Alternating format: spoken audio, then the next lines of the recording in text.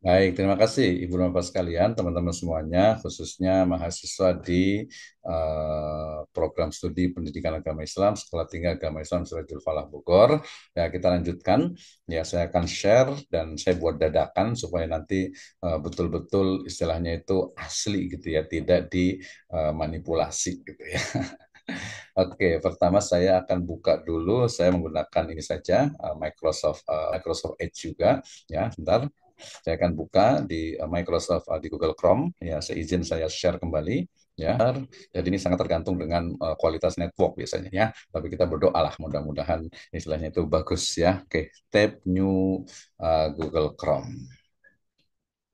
Ya, mudah-mudahan sudah Saiha, Perplexity, ya, kemudian juga ada Quillbot, ada Grammarly, ada Gemini, ada ChatGPT, ada Watase, ada Genie.ai, ada Simplified, ya. Kemudian saya juga menggunakan yang akan kita bahas itu ada Edu.ai, ada Magic Pen dan juga ada Magic.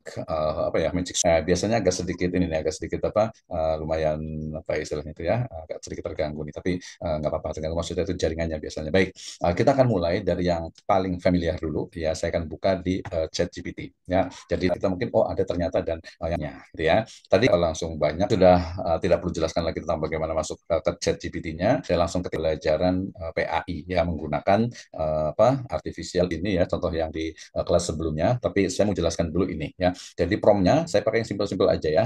Jadi buatkan ya desain dalam PAI menggunakan artificial.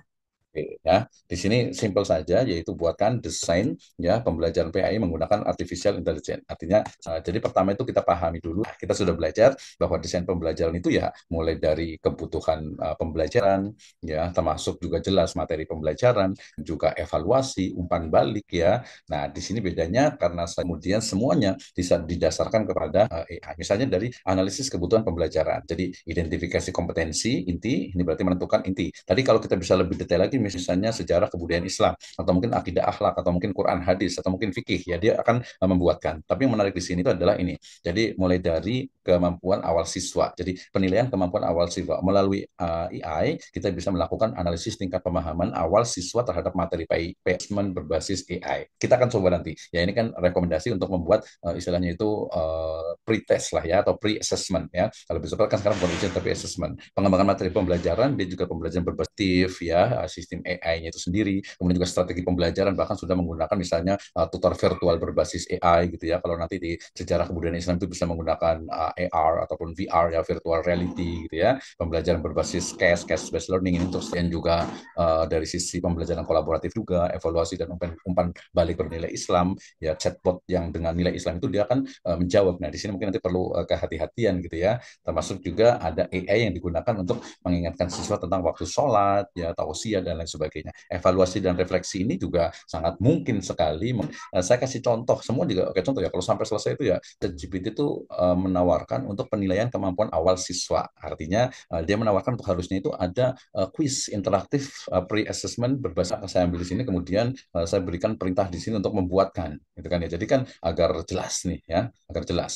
Ya, oke, sebentar. Ini sedikit mengganggu nih. Oke, jadi di sini saya akan buat ini kuis interaktif atau pre-assessment dengan topik kepada malaikat. Ya, karena tadi kan PAI ya. Oke, kita akan lihat. Jadi dia jangan saja ngomong, oh buat pre-assessment mana? Ah, ini instruksinya, ini bisa menggunakan pilihan ganda, ya nanti bisa soal tulisannya tuh, contoh-contohnya. Jadi inputnya itu bagus. Nah ini benar atau? Nah ya kita tinggal minta aja jawaban yang benar. Oke, kan nggak ada jawabannya tuh. Jangan-jangan gurunya juga suka agak-agak lupa gitu ya. Nah, langsung nyari biasanya nih ya untuk jawaban yang benar. Kita lihat. Ya, jawaban benar B, jawaban Israfil, jawaban nafsu dan seterusnya. Nanti di metode pembelajaran ya. Nah, ini adalah melakukan berbagai mulai dari membuat desain pembelajarannya termasuk metodenya. Misalnya saya mau bertanya nih, metode pembelajaran apa yang tepat ya untuk misalnya topik ya hari akhir kelas 7.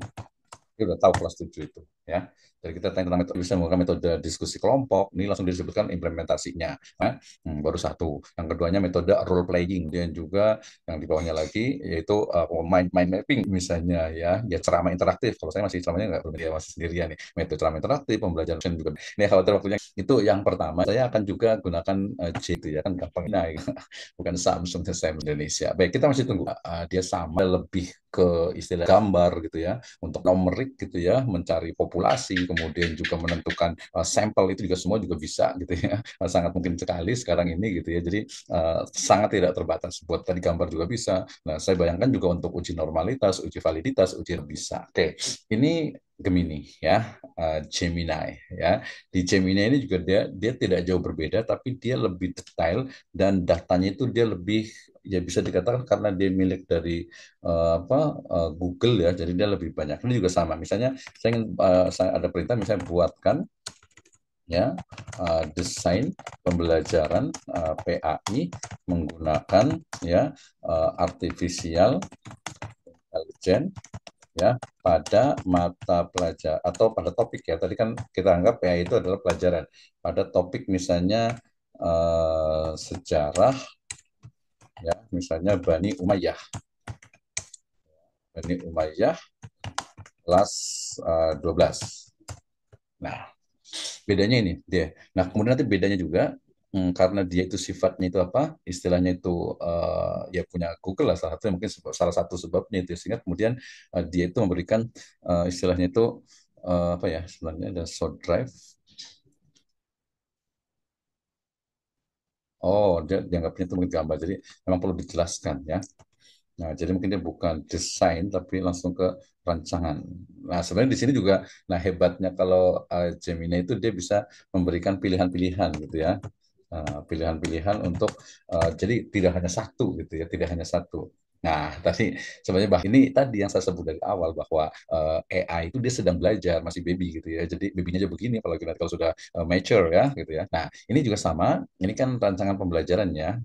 Jadi pengenalan materi melalui chatbot gitu ya, rancangan pembelajaran sejarah Bani Umayyah nih. Ya, kemudian simulasi wawancara, visualisasi sejarah melalui AI-nya dia langsung to the point ya, karena dia perancangan gitu ya pembelajaran interaktif dengan game edukasi, ya, game kuisnya, game strategi, analisis teks sejarah dengan AI, ya, kemudian evaluasi pembelajarannya. Nah, ini banyak nih kegiatan pembelajaran pengenalan tokoh penting Bani Umayyah melalui chatbot. Ya, ini kalau kita satu-satu, ini sama juga. Salah satu dari desain pembelajaran adalah membuat media pembelajaran. Salah satu dari media pembelajaran itu adalah ya buku ajar. Jadi dengan adanya tadi ChatGPT, kemudian Gemini itu membuat buku ajar, buku teks textbook itu dengan hitungan jam gitu ya, dengan hitungan jam itu bisa selesai ya.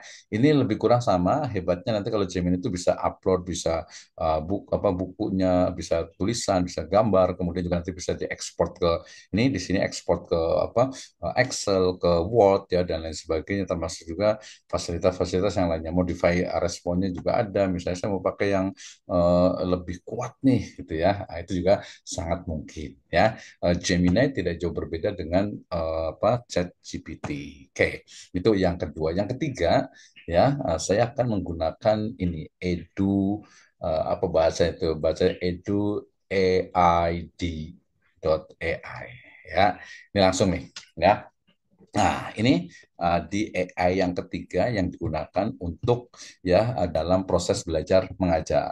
Teach smarter, not harder, gitu ya. Kayak ini saya juga udah masuk di email saya di Gmail ya. Kemudian saya langsung get start free ya. Ini dia kalau yang lebih powerful dia berbayar gitu ya sehingga ya sesuai lah ya al jaza min jinsil amal gitu ya. Oke, ini in English ya, in English tapi so easy, tinggal kita klik kanan kemudian translate to Indonesia. Nah, dia otomatis akan berubah. Nah, tapi berubahnya agak unik nih ya. Jadi di sini tuh ada benih pelajaran. Tadi ada learning seed sebenarnya itu, ya. Jadi bahasa jadi benih pembelajaran. Oke, penggunaan dari saya nyebutnya kalau salah ngomong ya nggak apa-apa lah ya, eduid.ai gitu ya. Jadi penggunaannya pertama ini mampu untuk melakukan atau merencanakan, merancang, langsung istilahnya itu membuat program rancangan proses belajar mengajar. Nah, di sini mulai dari pilihan ya untuk subjeknya. Nah, ada salah satu kekurangannya memang di subjek pendidikan agama Islam itu tidak ada gitu ya. Jadi mestinya nanti ada khusus nih. Saya yakin ke depan itu akan ada khusus, mungkin Kemenak nih harusnya ya, membuat AI yang khusus untuk pendidik, khususnya pendidikan agama Islam. Jadi ini mulai dari subjeknya, misalnya saya pilih science, kemudian pilih kelasnya ya. Sebentar nih, kayaknya agak sedikit ini nih. Saya pilih kelasnya, ini mulai dari kelas atas ya, siswa grade 11 to 12 gitu ya. Kemudian di sini ada perencanaan ya. Nah, perencanaan ini kita boleh pilih nih ya. Perencanaan di sini ada benih pelajarannya, kita boleh tekan di sini ya. Ini ada rencana unitnya ya. Kemudian ada juga nanti objek informasi, praktek mandiri, pembelajaran kooperatif, gamifikasi, pertanyaan dan juga favorit. Kayaknya agak sedikit ini saya ulang lagi untuk memastikan nih. Jadi dia harus di refresh ya. Oke, lihat ini subjeknya. Oh, jadi English lagi ya. Nggak apa-apa lah ya. Ini subjek ya. Tadi topiknya social studies, mathematics, language art, enrichment, career and technical training, speech and language learning. Tadi kekurangannya di sini nggak ada PAI gitu. Coba ditulis PAI gitu ya. Oke, saya pilih social studies lah ya. Oke, kemudian di sini upper class-nya, grade-nya nih, kelasnya saya pilih yang dari mulai first class, fourth, second, third, fourth, fifth, middle school, under class, sampai saya pilih yang paling tinggi lah ya, under class student grade tadi 11 dan 12. Oke, saya pilih yang ini. Nah, kemudian di sini ada lesson sheet-nya, ya, ada informasi subjeknya, ada independent practice-nya, cooperative learning, gamification. Di sini ada pilihan, lihat ke bawah. Ini ada lesson sheet, ada unit plan, ada prior knowledge and scaffolding, ada learning objective, ada lagi engagement activities, ada assessment resource, kemudian ada evidence statement, ada lesson plan ya, kemudian ada lesson plan juga, ada Montessori lesson planner ya. Ini untuk yang planningnya. Ada information subjeknya, ada direct instruction script, ada rubrik ya, kemudian ada answer chart, ada elaborated analogy ya, slide outline. Jadi dia bisa buat slide juga di sini ya. Jadi kalau pakai Gamma kita udah tinggal buat pakai di sini juga bisa gitu ya. Independent practice-nya, ada cooperative learning, ada gamification. Gamification ini ya game ya. Misalnya di gamenya itu kita bisa pakai quiz based, this or that, review game, four corner, escape room, historical timeline game, ada battleship style, ada bingo style ya. Nah, ini ditentukan tadi dari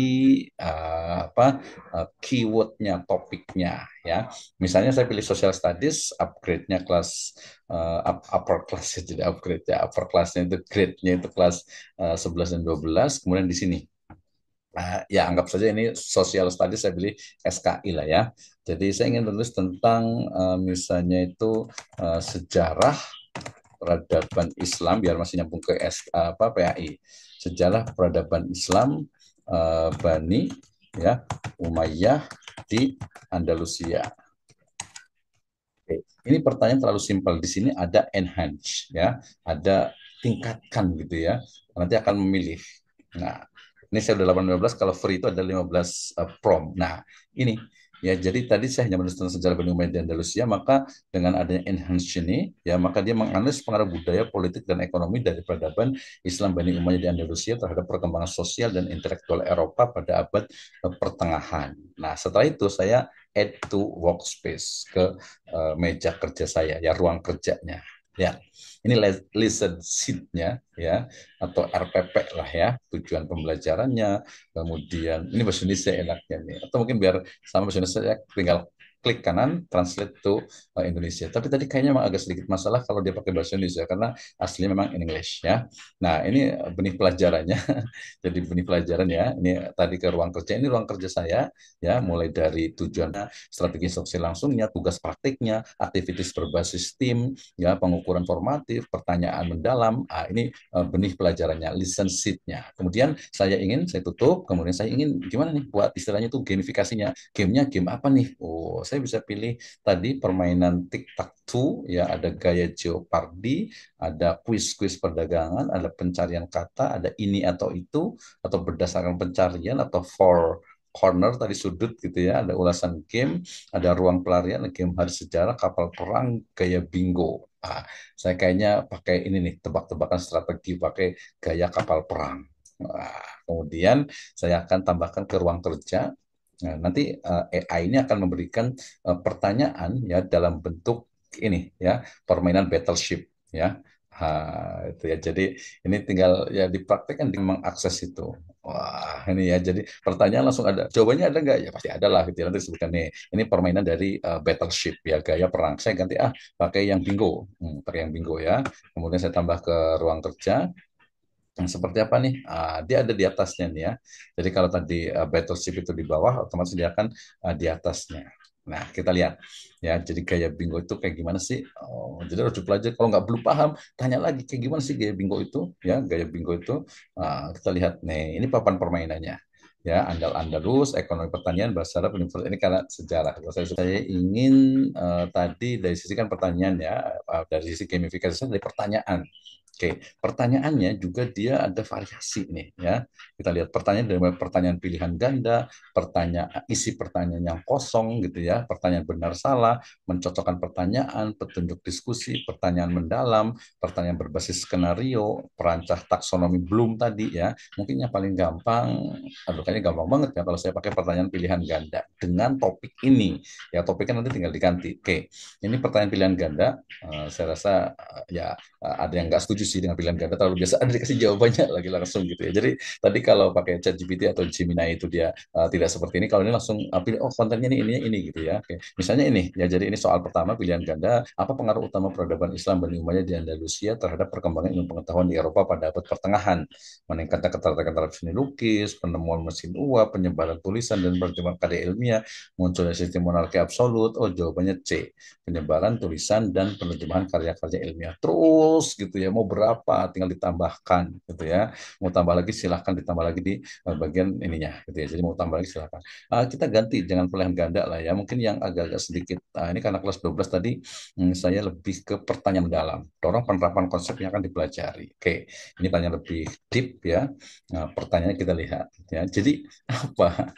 Jadi tinggal diketik, bukan diketik ya, tinggal copy paste kita akan menemukan berbagai pertanyaan. Jadi nggak perlu kudu ngetik satu-satu nih pertanyaan mendalam. Bagaimana kebijakan politik Bani Umayyah di Andalusia memengaruhi hubungan antara berbagai kelompok sosial pada abad pertengahan dan apa dampaknya terhadap perkembangan identitas budaya di Eropa?